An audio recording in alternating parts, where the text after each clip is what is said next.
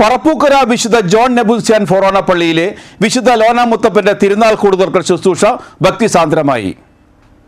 വ്യാഴാഴ്ച രാവിലെ father Paul Thekkanath മുഖ്യ കാർമ്മികനായ ആഘോഷമായ പാട്ടുകുർബാന നടന്നു.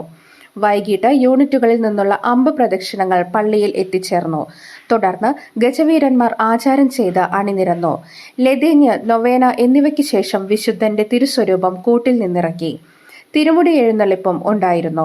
ഭക്തി നിർഭരമായ കൂടുതുറക്കൽ ചടങ്ങിന് സാക്ഷ്യം വഹിക്കാൻ നിരവധി ആളുകളാണ് എത്തിയത്. വികാരി ഫാദർ റാഫേൽ പഞ്ഞിക്കാരൻ, അസിസ്റ്റന്റ് വികാരി Father Albin Puthussery, general convener Simon John Puthuppallipparambil, ട്രസ്റ്റിമാരായ Jose Thattala, Jose Thekkethala, secretary Rejin Palathingal എന്നിവർ നേതൃത്വം വഹിച്ചു. തിരുനാൾ ദിനമായ വെള്ളിയാഴ്ച രാവിലെ 5-നും 6-നും 7-നും 8-നും 9-നും കുർബാന.